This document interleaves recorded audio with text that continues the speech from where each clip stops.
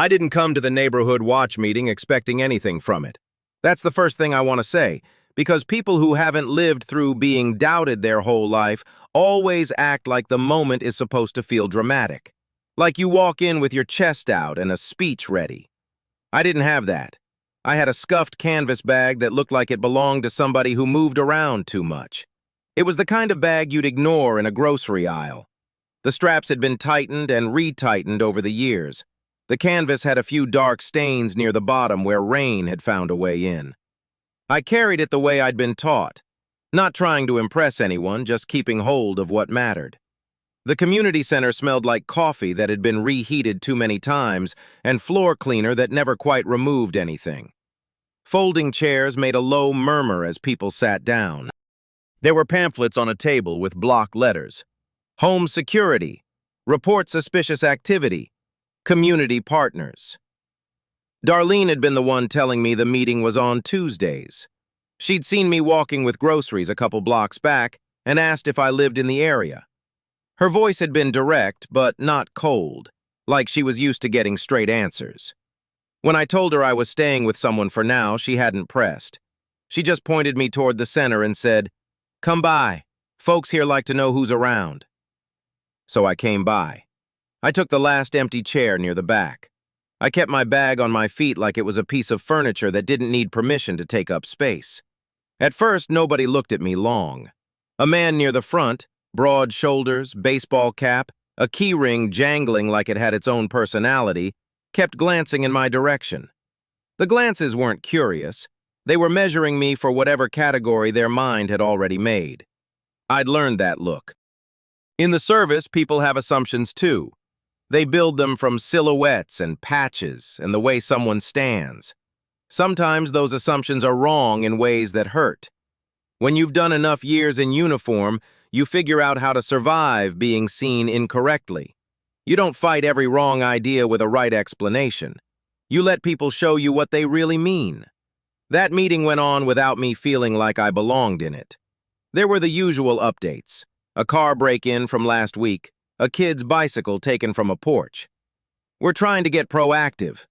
We're coordinating with the department. Just keep an eye out. I listened the way I used to listen when instructors were talking, calm, attentive, no need to interrupt.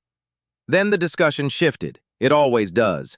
Something becomes a situation. The man in the cap stood up and cleared his throat. Ronnie. He talked like the words were already rehearsed. "We've got a guy around. You've seen him. The one who hangs near the parking lot and asks questions." A couple people nodded, their attention drifting toward me like the pull of a magnet. My stomach tightened, but I didn't move. I didn't react like I had something to hide. Ronnie continued, "I don't know what his deal is, but folks have mentioned he's been around more than he should." One of the older women, thin as a coat hanger, murmured, "He sleeps in his car." A man in a work shirt said, "You can't just have anybody wandering." Then Ronnie's voice got a little sharper.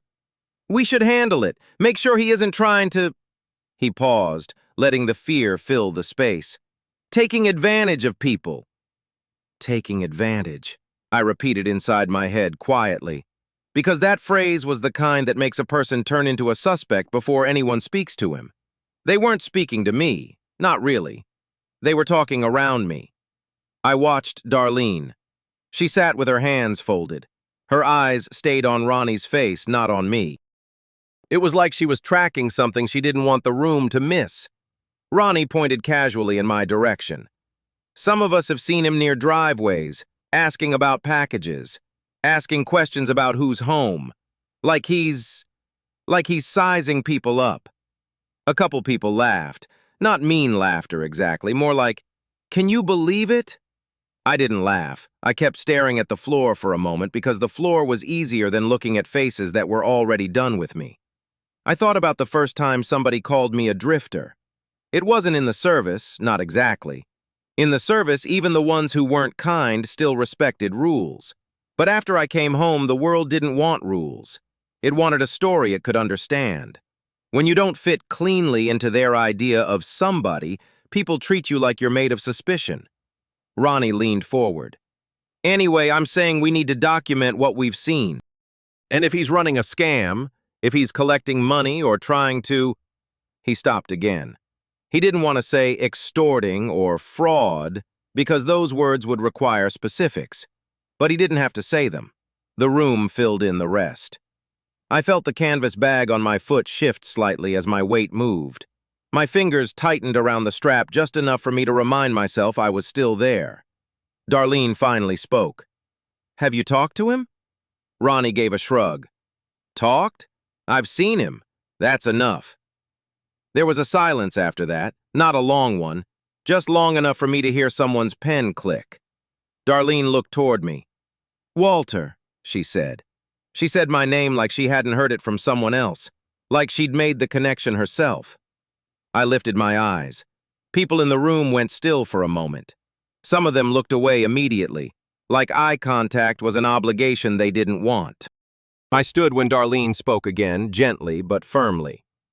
"Walter, do you want to respond?" It wasn't an invitation for performance.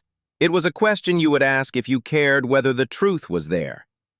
I didn't have a speech ready. I'd had speeches stolen from me my whole life. So I said what I could say without turning my life into an argument.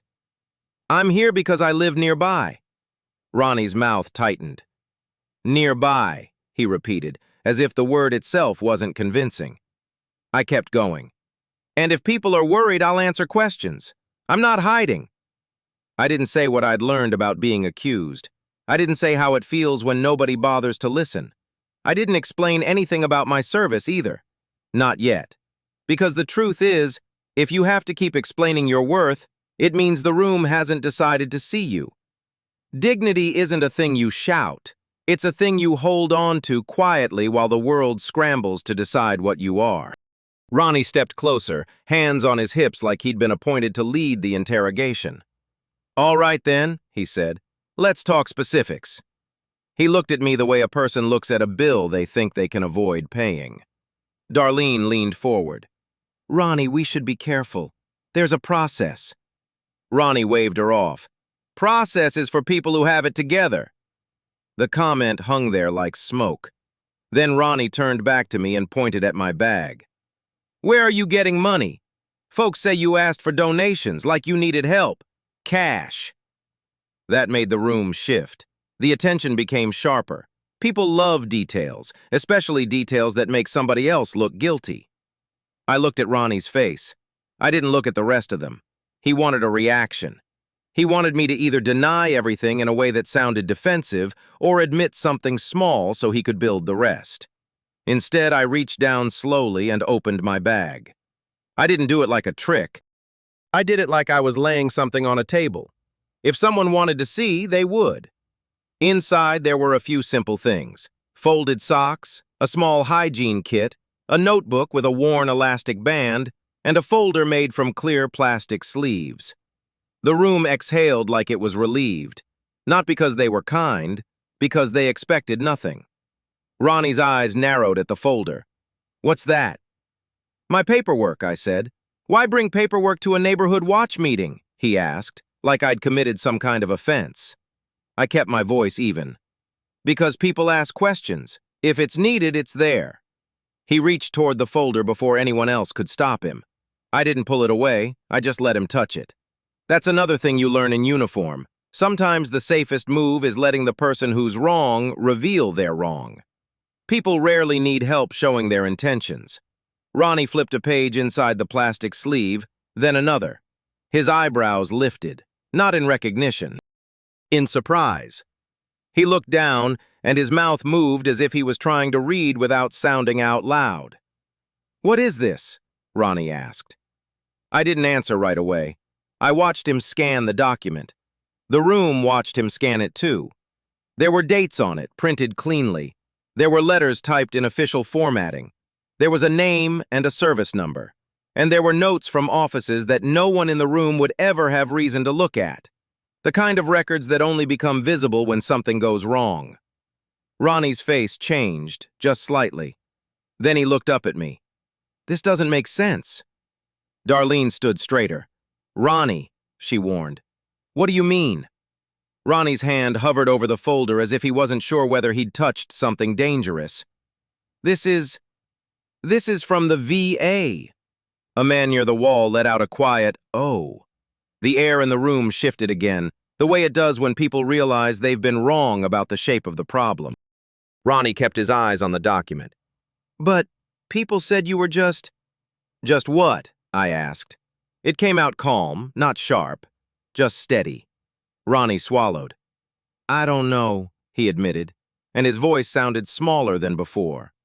Darlene's gaze stayed on the folder, and she was quiet too now, like she was waiting for someone else to understand what she already suspected. Ronnie flipped another page. That page had a stamped reference number and a note about an outreach program connected to housing assistance. It included a case number and an address. The address was our neighborhood. Darlene spoke carefully. "This is your case file," she said. "Yes," I answered. Ronnie's eyes flicked toward Darlene and then back to me. "Then why were people asking you for money?" I almost smiled at the phrasing, but I didn't, because he was still trying to build the narrative that benefited him. I said, "I wasn't asking." Ronnie scoffed. "You're telling me you didn't—" I shook my head once. "If someone told you that, it wasn't true." He stared at me like he wanted truth to work differently, like if he argued hard enough, the room would find a way back to the easier assumption. Darlene lifted a hand. "Let's slow down." Her voice carried authority that didn't need volume. She turned to the group. "We don't accuse anyone, not at a meeting, not without verification." The older woman looked guilty for a moment. She shifted her posture, rubbing her hands together. Ronnie tried to recover. "We can verify. That's what watch meetings are for." Darlene pointed toward the far table where forms were kept. "Then start with the reports, not with hearsay." Ronnie's jaw tightened, but he couldn't deny that. He had brought the topic because he wanted to control it. He wanted it to go his way. But Darlene had put a boundary in the air, like a line you couldn't cross without consequence. Ronnie turned back to me. "So what were you doing near the parking lot?" I didn't have to think. I'd repeated the answer to myself 100 times when strangers made it sound sinister. "I was waiting," I said. "For what?" Ronnie asked. I looked at him, then at the clear folder again, like it was a witness standing quietly. "For my appointment," I said. He frowned. "Appointment for what?" Darlene's eyes narrowed. "Ronnie." Ronnie didn't stop. He reached into his jacket pocket and pulled out a crumpled receipt, then a folded note. He looked proud for producing evidence, like the pieces of paper were stronger than the records in my hand.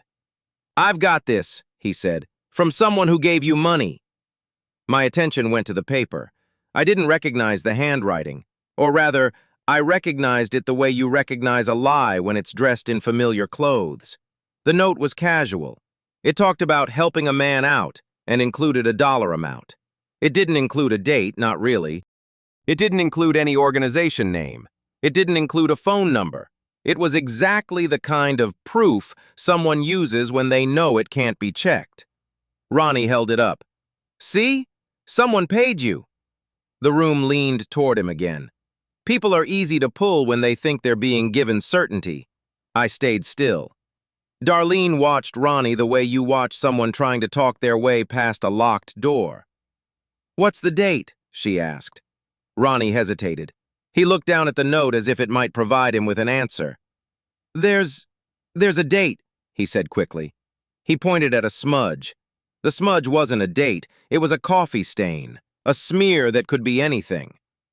Darlene exhaled through her nose. "Ronnie," she said again, quieter now, "this is not verification." Ronnie's face hardened. "It's from a neighbor." "Neighbors can be wrong," Darlene replied. "We aren't here to settle disagreements with accusations." I could feel the tension building. Not between me and Ronnie only, between Ronnie and the room's willingness to be guided by rumor.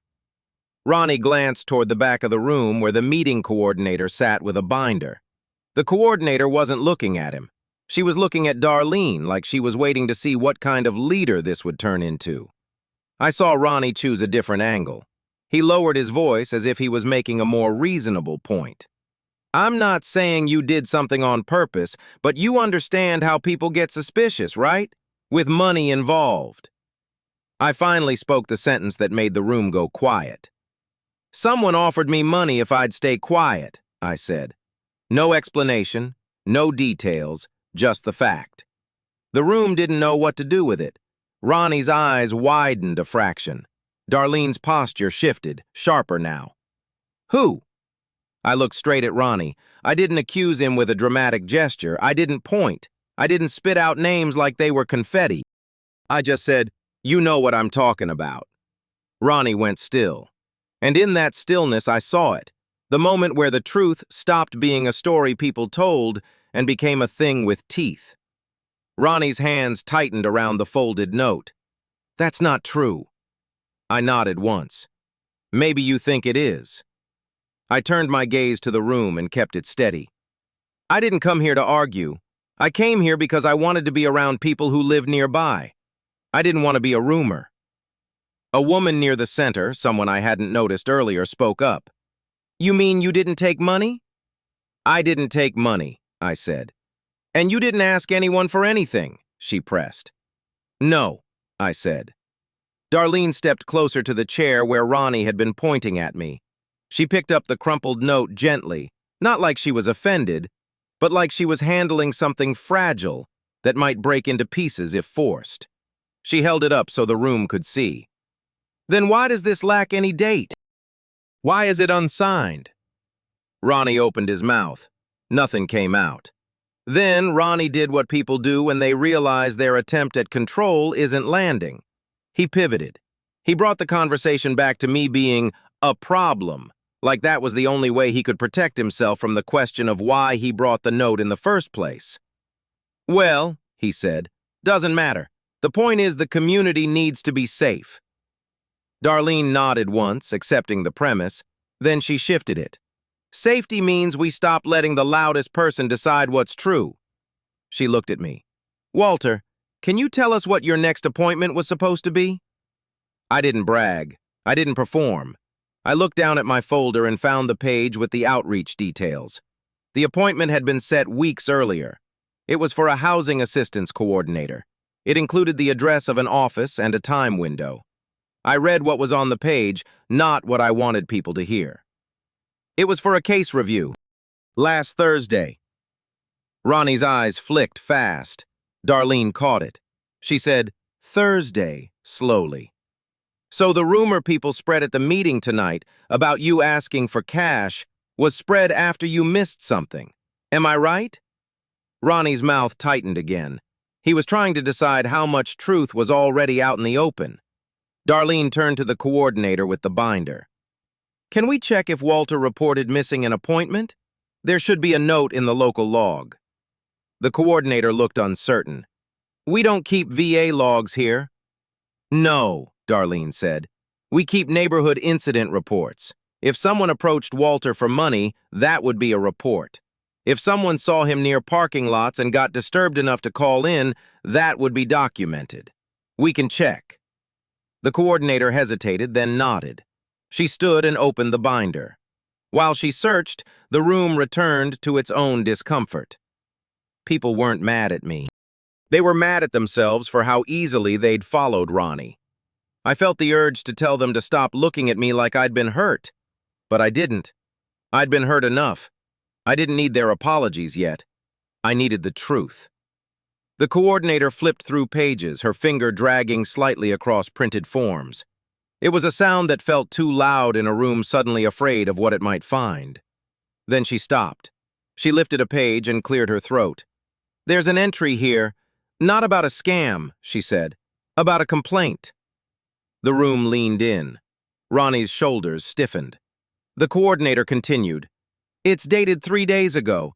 It mentions a man at the parking lot asking for donations. A few heads turned back toward Ronnie like they already knew who'd made the complaint. The coordinator looked at Ronnie, then at Darlene.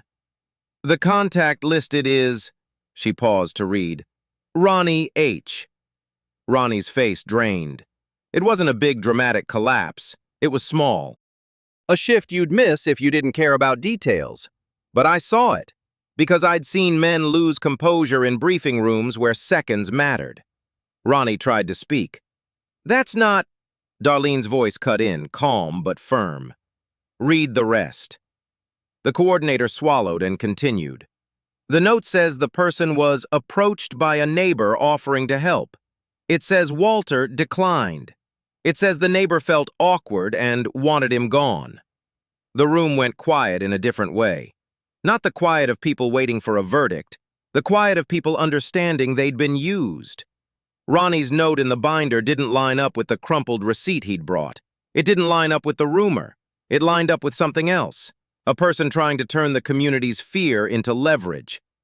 I hadn't come here to be vindicated. I didn't want revenge, but I wanted recognition that wasn't borrowed. I wanted the truth to have a place in the room. So I waited. Ronnie stared at his own name in the binder like it was a stranger printed on his skin. Then he looked at me. He didn't say, sorry. He didn't say, I was wrong. He tried for a line of defense that sounded like a shrug. I was just worried, he said. Darlene didn't accept it. Worried is calling someone who can confirm. Worried doesn't bring an unsigned note and push it at a meeting. Ronnie's hands opened and closed. I didn't know he'd have paperwork. I didn't respond, because I wasn't trying to prove anything with words. I pulled one page from my folder and held it up, slow enough for people to see, but not so slow it felt like a spectacle. It was a printed letter with a return address from a VA regional office. At the top, in bold, were the words that turned my life from rumor into record. Case status. Under it there were notes, outreach attempts, missed calls, and, most importantly, an incident report reference number from the day my appointment coordinator had documented my attempt to meet. The coordinator in the meeting recognized something too. She leaned in. This looks like, she began. I nodded once. The outreach coordinator noted that I'd been approached for cash in the parking area after my appointment time. That was recorded. The coordinator with the binder blinked, then lifted her eyes toward Ronnie. Now the tension was no longer about whether I deserved respect. It was about whether Ronnie deserved consequences. Ronnie's face tightened again, and he moved his gaze around the room looking for someone to join him in denial. A couple people looked away, not because they were cruel, because they understood that silence is sometimes the only place where you can keep your own hands clean. Darlene spoke softly to the coordinator. Please note that Walter has documentation and that this meeting should avoid accusations without verification. I'll help set up the proper channel. She turned to Ronnie. And you should correct your complaint if it's inaccurate. Ronnie's lips pressed together. He took a breath like he was about to argue, but he didn't. Instead, he gathered his things quickly, too quickly, and walked out. No storm of anger, no dramatic exit, just a man realizing the room had stopped being a stage for him. After he left, the air felt lighter and colder at the same time. Darlene sat back down slowly, as if she didn't want to rush the emotional aftershock. I remained standing for a moment, then sat too. Nobody asked me to tell my whole story. Nobody said, "Thank you for your service." Not immediately. The room was learning restraint, too. It was learning not to turn my life into entertainment. Darlene looked at me, and her voice carried a kind of careful respect. Walter, she said, I'm sorry folks treated you like you were a problem. My chest tightened, but I didn't let it turn into a performance. I shook my head. It's fine. She didn't accept the easy dismissal. It wasn't fine. I stared at the table edge in front of me. There was a flyer about home lighting and a checklist. The paper looked cheap, the kind of paper you use because it's easier to replace than to honor. My hands rested on my knees. I didn't come for apologies, I said. Her eyes softened. Then what did you come for? I thought about it. I came to be seen correctly, not as a hero, not as a saint, just as a man who belonged in his own block. I wanted people to know I'm here, I said. That's all. Then quietly I added, and that the record matters. Darlene nodded. It does. She didn't ask me anything about my service. She didn't ask which war. She didn't demand details. That was the first time in a long time I felt like the person in front of me was interested in truth rather than story. The coordinator closed the binder and set it down. "We'll handle the complaint paperwork," she said. The room started to break into smaller conversations. People murmured. Someone asked Darlene how to report incidents the right way. No one looked at me like I was to blame for what happened. But I still felt the weight of the moment, like a metal bar you have to carry even when you've put everything else down. When the meeting ended, Darlene walked out with me. The hallway outside smelled like lemon cleaner and stale heat from the vents. The lights flickered slightly. She stopped by the door and leaned her shoulder against the frame. "I want to ask you something," she said. I waited. She stared at me for a moment, then asked, "Why didn't you say you served? You could have ended this faster." I looked down the sidewalk where a few neighbors were pulling their cars closer to the curb. Kids had bikes leaning against a wall. The world was ordinary again. I answered without dramatics. "If I have to say it for people to respect me, then it doesn't work." Darlene held my gaze. "And if you do respect me," she said slowly, "you don't need a speech." I nodded. We stood there in the late evening, and I could feel the calm returning to my body. Not because everything was fixed, life rarely fixes itself that cleanly, but because the truth had held. The next day I didn't see Ronnie. I didn't try to. I didn't send messages. I didn't go looking for a confrontation. That's not how my dignity worked. I had served long enough to understand that if you force a man into violence, you give him a different kind of power. My power was restraint. I used the paperwork. I used the process. I used my quiet right to exist without asking permission. That evening, Darlene knocked on the door of the place where I was staying. She held a small envelope in her hand. "For you," she said. Inside was a copy of the meeting minutes with corrections noted. It included the coordinator's record of the incident review. And on the back, someone had written in neat handwriting, "Welcome to the block. If you need help connecting to services, we'll help." It wasn't a medal. It wasn't a statue. It was something more practical, recognition that didn't require me to perform. I set the envelope on the table and looked at it for a long time. Then I took out my bag and pulled the plastic folder from it. I didn't brag about what was inside. I didn't lecture anyone. I just made sure the record stayed safe. Because one day, maybe not soon, maybe not for years, the kind of person who tries to profit from confusion will find someone else with paperwork. And when that day comes, the dignity will be in the same quiet place as it was that night. Not in revenge. In truth. In the moment, the room finally stopped underestimating what it could verify. And in the veteran who didn't argue his worth, he let the record speak, then walked out of the spotlight before it could turn into something he couldn't use.